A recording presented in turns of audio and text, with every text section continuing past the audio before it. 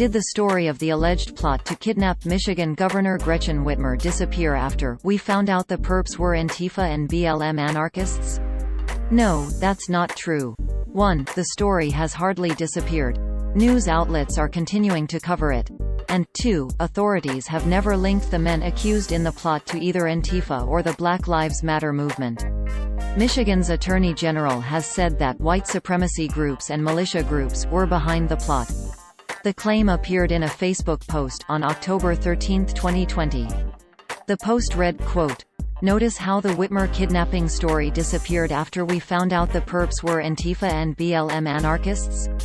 End quote. This is what the post looked like at the time of writing. Source: Facebook screenshot taken on Thursday, October 15, 15 hours 42 minutes and 24 seconds 2020 UTC. Earlier this month, authorities announced that they'd disrupted a plot to kidnap the Democratic governor of Michigan ahead of the 2020 presidential election.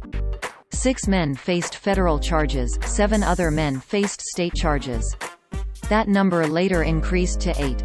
Soon after the arrests, news organizations dug into the backgrounds of the alleged plotters. Lead Stories found 2 reports on the accused men, one each on Brandon Caserta and Daniel Harris, that appear to offer some support for the Post's claims. First, NBC News reported that Caserta had recorded a video in front of a Michigan map and an anarchist flag. Second, The Washington Post said that Harris attended a Black Lives Matter protest back in June.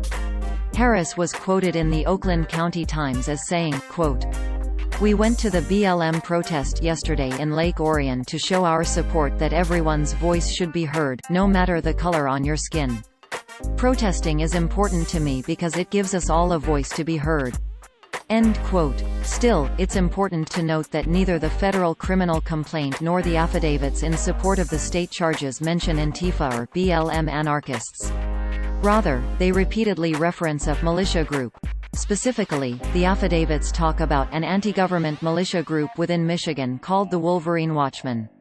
Michigan Attorney General Dana Nessel discussed that group and others during an interview on the alleged plot on NPR's All Things Considered. She said, quote, "There's actually multiple groups involved. The people that we charged are affiliated with this Wolverine Watchmen group. And you can probably tell by the name, Wolverine, that they are a Michigan-based group.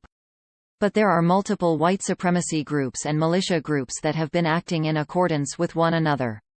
And, ultimately their mission is what they call the Boogaloo, right? It's an uprising or a civil war." End quote. She continued, quote, "It's something that we should be very concerned about because, again, it's not just a Michigan problem. This is now an American problem." End quote. Finally, as evidenced by the stories cited above, both local and national news organizations are continuing to cover the purported kidnapping plot, as can be seen here, and here. It has not disappeared from the headlines.